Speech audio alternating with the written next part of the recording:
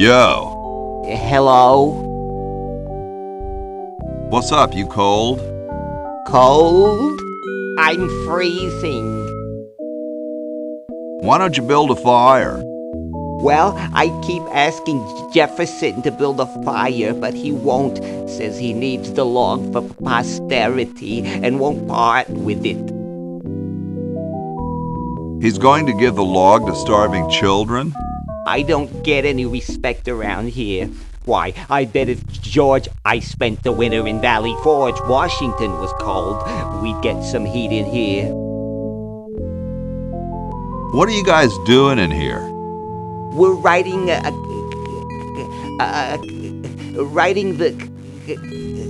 We're drafting a constitution for the United States. Don't say draft, you'll only make me colder. Wimp. Well, why don't you put a coat on? I'm wearing a coat, you nitwit. I've even got this blanket which makes me itch, and I'm still freezing. You have a what? Shouldn't you guys be working instead of just sitting there? Writer's block. We can't think of any amendments or anything, so we put a suggestion box over there. I don't suppose you have any brilliant ideas?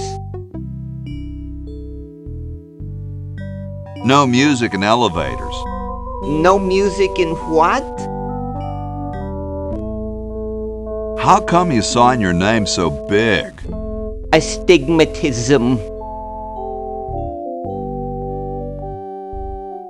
You mean you have like a childhood complex? All right. The truth is that a friend once told me that women go crazy over guys with a big signature. Awesome blanket there, dude. Thank you. It was given to me by my dear old colorblind Aunt Hattie. Well, I gotta go, dude.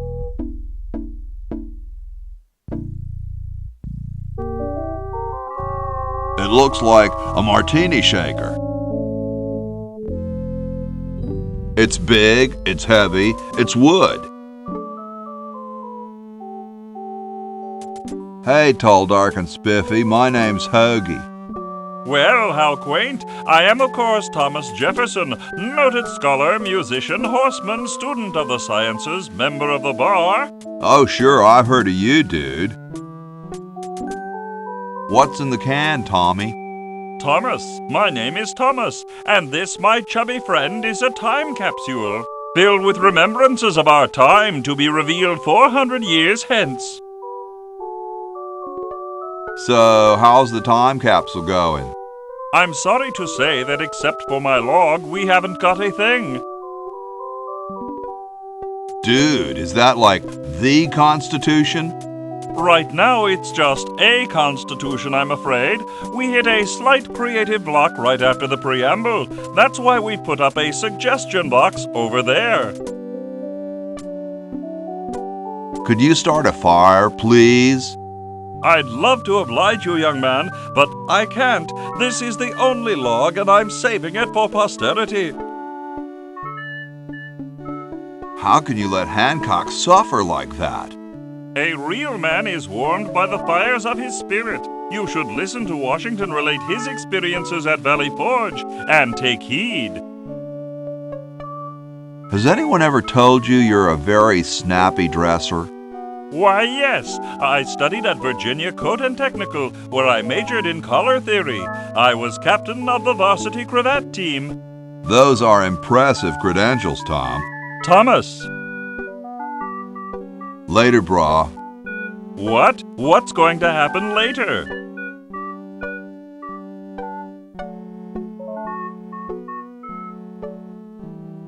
Thank you. This is exactly the sort of thing I need for the time capsule. I'll bury it tonight, and it won't be seen for hundreds of years. Future generations are in your debt.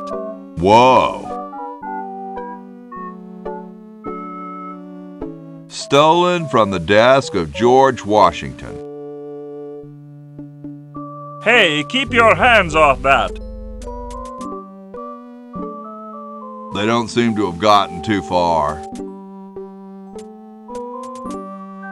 Excuse me. Yes? Whoa, you're like George Washington. Very much like him, according to my wife, Mrs. Washington. My name's Hoagie. Like the sandwich? How quaint. Weren't you president or something? Yes, I expect to be chosen president unanimously. I'm very well connected. Do you think I should be the ecology president or the education president?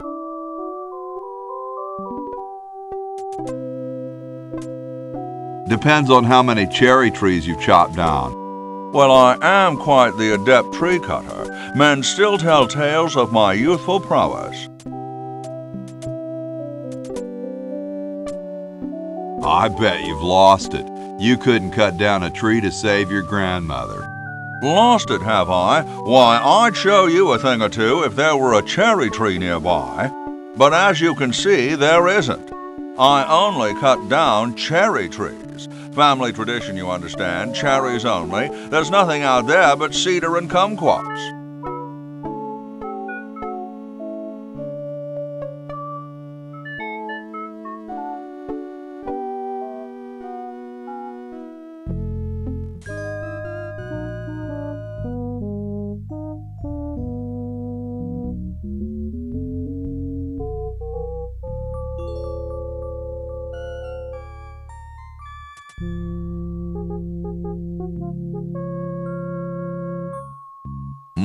Kumquats.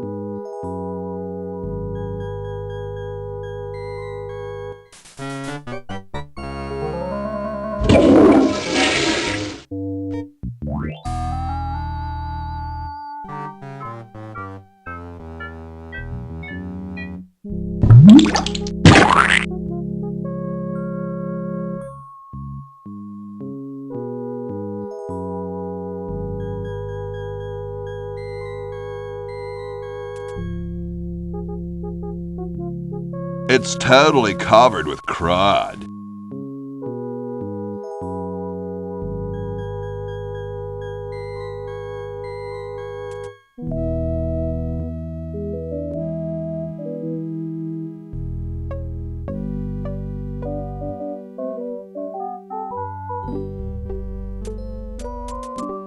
Excuse me. Yes? I've been thinking about what you said about cherry trees. Pondering the great truths, eh? Well? I bet you've lost it. You couldn't cut down a tree to save your grandmother. Lost it, have I? Why, I'd show you a thing or two if there were a cherry tree nearby. But as you can see, there... Oh, well, what do you know? There is a cherry tree out there. Well, let's go chop the sucker down.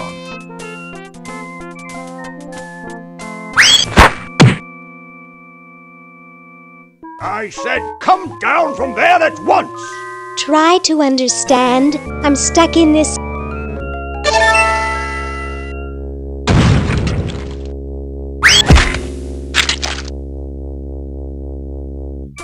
Voila!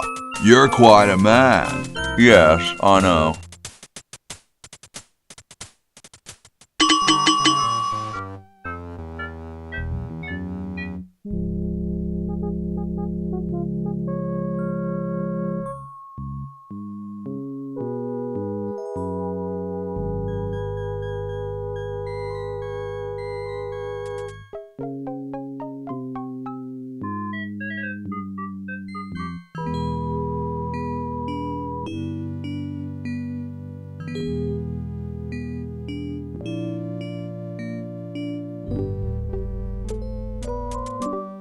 Excuse me.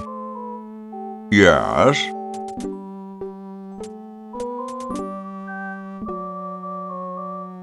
Do you really have wooden teeth? As a matter of fact, I do make use of artificial teeth. I find them to be far superior to the ordinary enamel variety.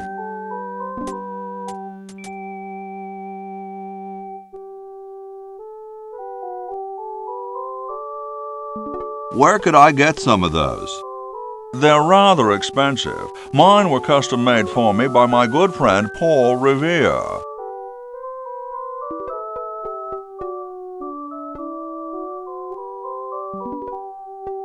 Didn't he ride a horse through town naked? I believe you have him confused with someone else.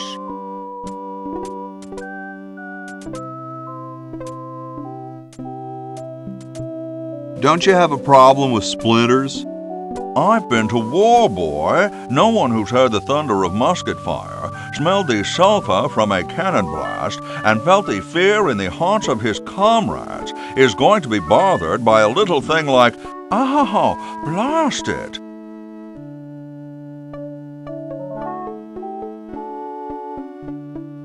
Well, what about woodpeckers? Hardly.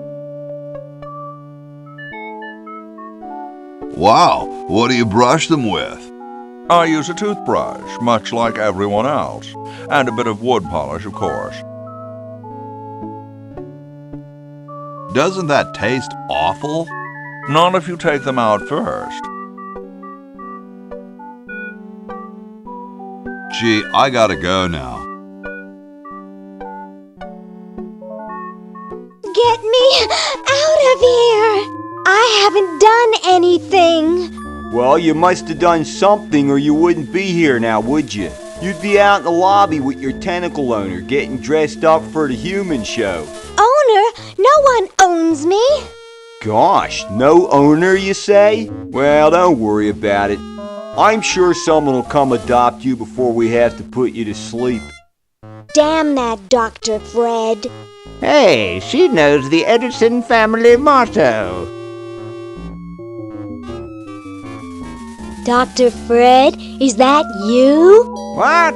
You're nuts. There hasn't been a Fred in the Edison family for 200 years. The last Fred was such a shame to the whole family, not to mention the whole human race. Well, who are you then? I'm Zed Edison. That's my wife Zedna, and my son Ved. Nice to meet you. Where am I? You're in the ancestral home of the once proud Edison family. We were once the masters of this house, just as humans were once the masters of Earth. Now we are the servants, the pets. And not very good at either one, I might add. Oh, get bent, you overdressed nightcrawler. How do I get out of here? If I knew that, do you think I'd be here? What's this about a human show? It's a degrading farce. That's what it is. These slimy tentacles put humans in humiliating little costumes, do sickening things to their hair, and then force them to parade their ridiculous talents in front of unqualified judges who are paid off weeks in advance. Didn't get in, eh? They said macrame wasn't a talent. Pointy-headed goons. I heard that. I'm tired of talking now. It's been a long day, and I'm only human.